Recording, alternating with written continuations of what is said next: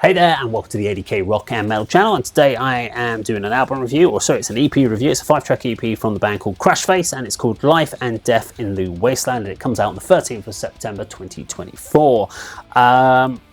I need to do a we haven't read the press release because that's not what I do. I listen to the album multiple times, then I review the press release after when we do this video.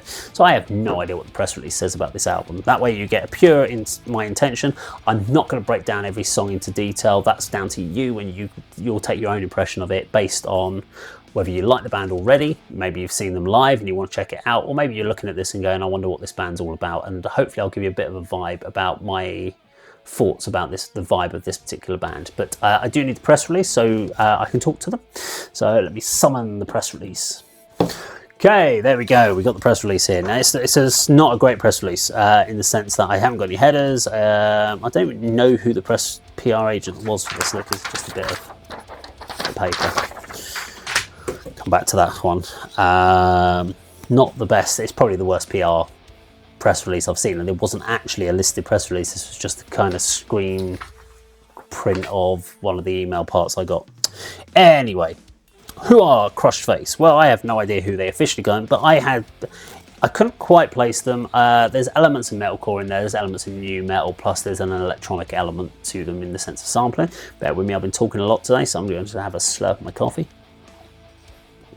Thank you very much. Now the 5-track, it is an interesting EP, and for me it's made up of, it's kind of bookended by the two best songs on the album. So Atrocity and Surrender Lessons for me were your best. So Atrocity comes in, great little sample, and then it's just a very aggressive track, but it's incredibly fun at the same time. So it's got a real hooky feel to it. But aggressive fun, like I couldn't think of which band to think of, but you can imagine yourself in a slam pit with a big smile on your face, basically. Chainsaw came in. I've just put a question mark against that because I don't know where they're really going with this particular track. It's got a really weird glitchy sample effect. Didn't really work for me. Listened to it a few times, just couldn't really get into the song Chainsaw. Bubblegum came up. It's quite funny. It's a good choice of song name because it is pop friendly, sing along chorus, pop metal at its best. Quite liked it. It was quite fun. It's not going to set the world on fire, but it is probably going to be the one that brings people. When people go, the feeling of watching that live, they'll sing along with that and they'll have a good fun with it. So I can understand that. And then Surrender Lessons, I think also Mania was good. Didn't really stand out for anything reason, and Surrender Lessons was a great track to wrap it up. But it's interesting that they're trying to expand on the typical metalcore scene, mixing in samples, dance beats with elements of there's some punk in there as well, especially on, I think it's Surrender Lessons. Lots of sing-along elements to it. Great tracks, solid breakdowns, some nice melodies across the album or the EP. It's a really solid EP to put out there. Definitely going to win some fans over on that one. Is there any factor in there that's going to make them stand out from the rest of the crowd that are kind of doing something similar, like the clean vocal sing-alongs with a bit of aggressive? Probably not, but there's enough room in the scene as well. I think within that metalcore, new metalcore scene, there are a lot of bands doing it, and there is definitely an appetite for it. So I think they're definitely going to win people over there. It's got really strong musicianship. I liked what the guys were doing. Everything seemed to be succinct with each other, which was great. Good production. Actually, I would say great production. I really liked the amount of time and effort they've put into the EP. It's also very easily accessible. It's one of those EPs that you don't have to work very hard to get into. They know where their hooks are. They know where their strengths are, and they've played to them very, very well. But there isn't an X factor. There isn't, I hate using that word, but it's the one everyone knows. There isn't that certain thing that's going to make me go, wow, they go to the head of the line. They're the thing that are going to take over next, and that's what I'm looking for sometimes in these sort of EP reviews. But it was a fun listen to. Okay, let's look what's in the press release then. So, Championed as one of the most exciting, explosive bands in punk by the likes of Metal Hammer. What? They're not just a punk. There's elements of punk, but they're definitely not punk.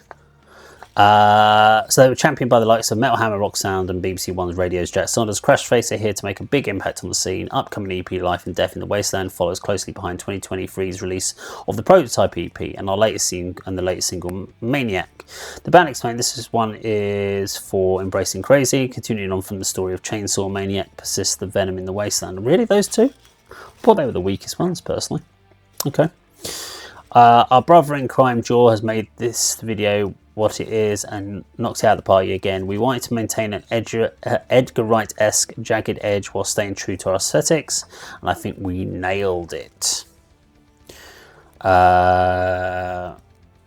It's talking more about the song here, but rather than the actual EP, which is a shame. So I haven't had a press release for the actual EP, but there you go. So I am missing a bit more about the actual EP, so that's a shame. Don't know why I wasn't sent a press release for that. But okay, so how are we going to score this?